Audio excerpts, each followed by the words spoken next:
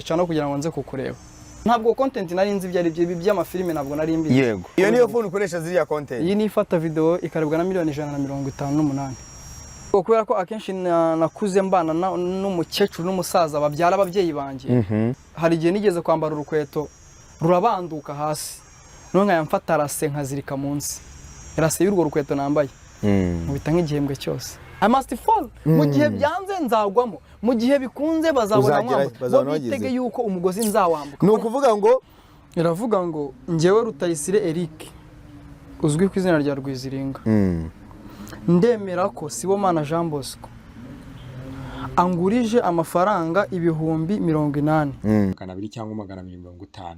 Ukibaza rero uyu mujeni kubera iki ataza ngo abikore bitangire kuba byamwinjiriza, nyine ugasanga hariya kwa Yago bashobora kuba bagiye guteka nk'imitwe, wenda Yago nawe akaza kuba yabibafashamo ko kuba baza kuba bagiye batya nyine bagateka imitwe, bikaza kuba byagira bite, bikaza kuba byanabahira, kuko nyine nakubwiye uburyo nyine umuntu bagenda bagukana amafaranga, ugasanga umuntu nyuma y'amezi 2 gusa agahita akora igikorwa cya danje, ukibaza ati uriya mujene ko namubonaga ari aho ngaho. Ariko namaze kumva amakuru ko hari abajene rwose bagiye bake bagakama ibiceri bakoresheje wenda amarira yabo. Niyo mpamvu ayanjye nahise mvuga nti guhera igihe nigize kuba nabwira umuntu ni wagize ikintu umpereza rwose ko numva ibintu bimeze nawe, umuntu akahita nyihora, nahise mvuga ni ndagasumba uko ndeshya ngewe nzare mujene wanyu Rwiziringa. Nyuma yaho akoze content mukaba mwamumenya ndetse akamamara hirya no hino ku isi, dore ko ni umwe mu basore rwose baje cyangwa content creator baje kuba barebwa n'abantu benshi cyane nyuma ya Kagarara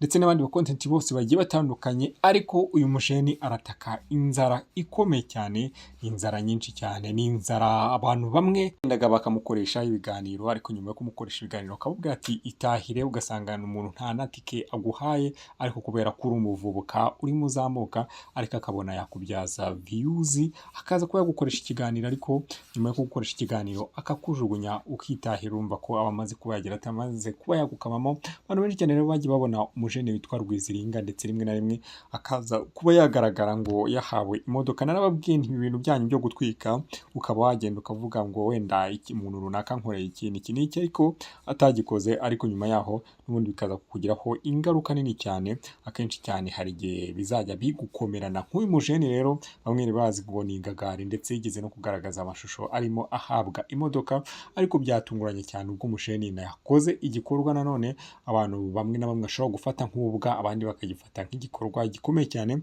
cyo gufata YouTube channel ye. Yari amaze hafi amezi 2 adakoreraho iyo YouTube channel, najyaga nyireba arayifata rero aza kuba yayishyira ku isoko kugira ngo aze kuba yakwerekeza mu gihugu cya Uganda, ajye kureba umunyamakuru Nyarwaya Innocent ngo ariko aza kuba yamufasha byibuze akamukundisha abantu, wenda abo bantu bakaza kuba bagira batya nabo bakagira icyo bamukandira. Uyu mujeni rero ari igikorwa yakoze abantu benshi cyane bagifata nk'ubunebwe, abandi bagifata nk'ubukengurutsi cyangwa bitewe n'uburyo naho wakuriye, uburyo imvugo bakoresha. Ariko abantu benshi cyane bavuze bati nta muntu w'umugabo wafata ngo ajye kugwatira ikintu nyamara yarakoze imyaka yose bamuzi. Uyu n'umujeni rero avuga ko yatangiye mu mwaka wa 2022, ubwo aza kugenda akora, ariko wakora agenda atira telefone, mwajyaga mubona utuntu yajyaga akora tw'utuvideo yigaragura mu byondo ashinze umutwe. Abantu benshi cyane bakanamwibazaho, njye ntabwo nzi ko ari umunyarwanda, ariko nkumva harimo uturirimbo tw'ikinyarwanda, ariko nkavuga ni byanze kunze wasanga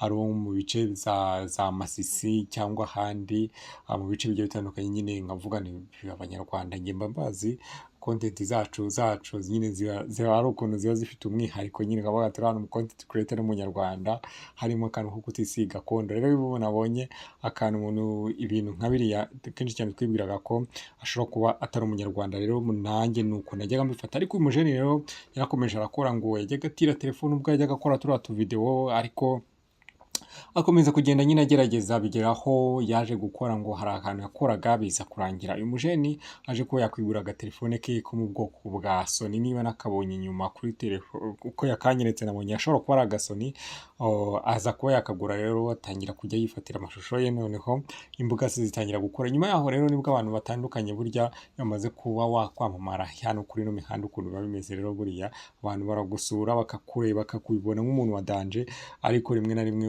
ukaba wowe ubizi neza ko uri kugendera mu mwuka nk'ipine, nta kintu ufite, ntaba ku giceri, cyane cyane buriya abantu benshi cyane bakunze kwamamara ugasanga nta giceri afite habe rwose pe, ariko abantu bamubona bakavuga ati uri umuntu wa danje, ugomba kugura akantu, noneho ukaba ufite home, noneho b'inkubiswi bakasiriwe, noneho bakaza ko barakubwira ati ariko buriya ibyo bintu byawe nta kintu bibyarara. Noneho akenshi cyane iyo ukunze kubikora babibona ko nta kintu kiri kuvamo, akenshi cyane hari igihe bavuga bati ushaka wanabyihorera, abandi bagatangira kugenda baguca intege mu rugo, bakubwira ati n'ubundi nta kintu bizakugezaho n'ibizakubuza kubimbwa. Umujeni rero nawe yarakomeje arahasoringa, ariko urumva ko byanze bikunze kuri finali abonye agiye kwitaba Imana, aravuga ati banyarwanda banyarwandakazi ni mu ntabare, singiye gupfa rwose mpagaze ahangaha niraririye ngo mfite abankurikira barenga amamiliyoni n'amamiliyoni, mfite imbuga zanjye rwose abantu benshi cyane. Ariko uyu mujeni nabonaga muri ino minsi ntabwo yakoraga pe, nubwo iracana nubwo yigwatirije, ariko bonaga ko atakoraga, ariko sinzi wenda ngo abari mu biki, rimwe na rimwe hari n'igihe noneho umara kugera kuri level wareba wenda uburyo usigaye umeze, wareba izina ufite ukavuga ati none se ubu umuntu azagira atya antunge kamera, antunge telefone, nyamara abantu banzi nk'umuntu w'ingagari, nk'umuntu wagafashe nk'icyamamare, noneho namara kuntunga telefone bagasanga abantu ndimo nashutingisha telefone niba ari bumbore uko nguko, noneho agatatanya kuvuga ati noneho nanjye nkeneye kamera nini cyane ifata ishusho rya danje rimeze neza, ugasanga rimwe na rimwe ubwo bushobozi ntabwo umujeni abufite, ntabwo rwose, ariko ugasanga nyine nuko nguko bimeze, nyine ibintu ntabwo bimeze neza. Ariko ikindi kintu mw'abajeni mwe, ikindi kintu navuga ko nanone kize kuri no mihanda cy'abajeni bamaze kumva ko bafite izina, ariko nanone bagakoresha ikintu cyitwa gusabiriza ku rwego rwo hejuru cyane. Ibi bintu mureke tubivuge. Mu minsi yashize nibwo nigeze kubabwira ndababwirana umuntu witwa Yowe Boga, ni umusabirizi kandi ntacyo abuze uyu mujeni, usibye ko kuba yaravuze ati nubwo wenda nshobora kuba ndi umucontent creator, ariko uyu munsi nkaba nari guhembwa amafaranga menshi cyane, byanze bikunze abantu ngomba kubakuramo amafaranga, nkatangira kubakuramo amafaranga agiye atandukanye, kuko abantu benshi cyane barabizi iyo umuntu aje akamutera agahinda, wenda akavuga ati uriya muntu ateye agahinda disi, kandi nibyo ibyo ari kuvuga, ugasanga umuntu ahise agira atya agahita amukandira nk'akanyenyeri k'ibihumbi nk'icumi, undi akagenda akamukandira igihumbi cy'idolari, undi akagenda akamukandira 2 by'idolari, undi akagenda akamukandira 3, undi akamukandira amadolari 500, undi akamukandira 200, undi akamukandira magana angahe, gutyo gutyo, ugasanga wa muntu ahakuye nka miliyoni zirenga hafi nka 10 ugasanga niko abajeni nyine akenshi cyane bashobora gutuburira abantu baciye muri ubu buryo. Ariko nanone umuntu witwa Yago najye agabanya gukoresha abo basikama. Navuga ko umuntu witwa Rwiziringa, ntabwo nkeka ko umuntu waba yarafigeze kuri bwa bushobozi bwo kubaka ziriya mbuga nkoranyambaga zingana kuriya, zimeze kumera kuriya, afite YouTube channel iri monetize ihembwa, nubwo umuntu yaba ahembwa $100 cyangwa 70 ingahe, ayo mafaranga aba ari amafaranga afatika kandi ashobora kuba wayagendamo gake gake akagusindagiza akagiraho akugeze na kuri ayo menshi. Rero sinibaza ko umujeni nk'uriya wagize imbuga zigeze hariya zikarenda zigera hariya, wa muntu ushobora gushyiraho ikiganiro kikarebwa n'abantu 3,000 byanze kunze, niyo ushyiraho ikiganiro kikarebwa n'abantu 3,000, ukora ibiganiro wenda 20 mu kwezi, byanze bikunze n'uri buburemo amadolari 200 cyangwa 250. Ukibaza rero uyu mujeni kubera iki ataza ngo abikore bitangire kuba byamwinjiriza, nyine ugasanga hariya kwa Yago bashobora kuba bagiye guteka nk'imitwe, wenda Yago nawe akaza kuba yabibafashamo, kuko kuba baza kuba bagira batya nyine bagateka imitwe, bikaza kuba byagira bite, bikaza kuba byanabahira, kuko nyine nakubwiye uburyo nyine umuntu bagenda bagukanira amafaranga, ugasanga umuntu nyuma y'amezi 2 gusa agahita akora igikorwa cya danje, ukibaza ati uriya mujeni ko namubonaga ari aho ngaho. Ariko namaze kumva amakuru ko hari abajeni rwose bagira batya bagakama ibiceri bakoresheje wenda amarira yabo. Niyo mpamvu ayanjye nahise mvuga nti guhera igihe nigize kuba nabwira umuntu ni wagize ikintu umpereza rwose ko numva ibintu bimeze nawe, umuntu akahita nyihore, nahise mvuga ni ndagasumba uko ndeshya, ngewe nzarenda nguduka ijosi, nta muntu nongeye kuba nagira nta muntu nongeye kuba natakira. Ubwo nyine nuzajya undeba ukabona ko ari ngombwa ujye ugira ikintu umpereza nanone, kandi nukimpereza ntuzirirwe umbunza aho uciye hose uvuga ngo uriya mujeni nagize ikintu muha. Ariko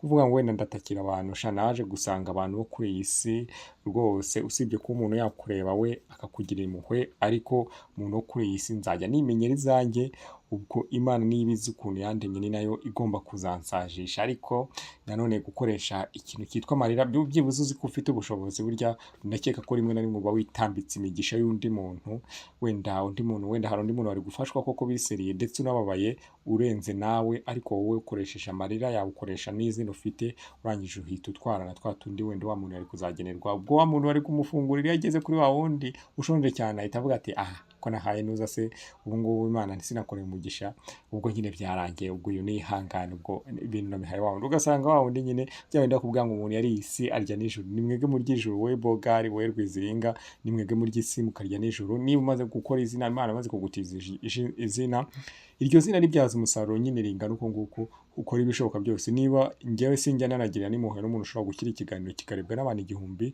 kuri YouTube, yarangiza agakomeza ari aho ngaho akagira ubunebwe, njyewe umuntu mufata nk'umunebwe ukomeye cyane, niyo mpamvu nta n'ikintu njye waza unamubwira rwose, mba mbibona nkaho ari ukuza nyine gukinira ku mubyimba w'abantu. Ibyo bintu rwose mujye mubyihora. Yago nawe ukoresha abatekamutwe uhora witatsa, ariko abo bantu nta batekamitwe rwose ubuzana aho ngaho kuri kamera yawe ukabakoresha. Nibyo koko bashobora kukuzanira views wenda n'utwo dufaranga baba kandi tukaba twabageraho, ariko ujya umenya ko wagize utubazanye abatekamitwe. Rero sinizera ko uyu mujene ufite YouTube channel imeze uku nguku akagira imbuga zimeze kuriya ashobora kuba yagira atya rwose ngabure byibuze amadolari 300 cyangwa 400 aramutse yakoze nabi.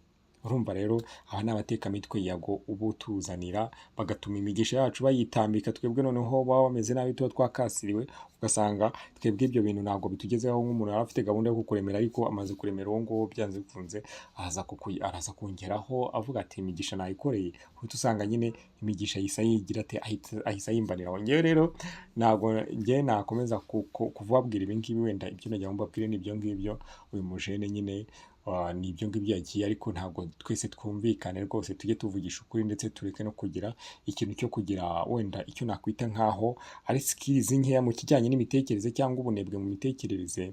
Ariko jya ureba ese umuntu ugiye gufasha ahagaze ate, wenda nk'urugero ngewe niba nibonera views 5 2 wenda kumfasha, birumvikana ko izo views 2 nta n'igice ntiziri buzamure n'akarongo k'idolari cyangwa kinuza, ariko urumva nk'umujene ugeze kuri platform rwose mw'abantu mwe, navuga ko ari ubutekamitwe baba barimo, kugira ngo twagiye tubona abatekamitwe bakuru bagiye bavugwa, umujene wigize kubacishamo utorosha arabavumbura, dusanga ari ubutekamitwe abajene benshi cyane bajyaga bakora, ugasanga barimo baratuburira abantu bibereye hanze hehe hose, bakakuramo ibiceri nyine, ugasanga nyine barageze. Ariko urumva ko Yago rwose wowe wifasha abatekamitwe kuza guteka umutwe, niba warafashe Bogari ugafasha bade bose, wikomeza gufasha n'abandi rwose, katengiraho rwose uvuga ati ngenge kuzishakira ahandi, cyangwa tuvuge tuti nawe wamaze kwikasa mu batekamitwe kandi twari tukuzi nk'umuntu w'inyangamugayo. Ako kantu rero hitubanira aho ngaho, ako kantu gasubiremo, hitubanira aho ngaho, hitubaniraho, kuko batuma imigisha itatugeraho, twebwe tuba twarakasiriwe bya nyabyo. Reka rero narasoze mbasabe ikintu cyoroshye cyane, no kujya aho munsi ugakanda kuri subscribe, ubundi ukajya munsi ugakanda akamenyetso ka like, ubundi ugatambe ugakomeza wandika igitekerezo cyawe, ubundi byakuryohera ukahereza na mugenzi wawe nawe akumva aho biri kubera, aho biri guhira. Ni kuri True Rwanda. Murakoze cyane, mugire ibihe byiza, turabakunda cyane. Ibiganiro byacu nakagaruka.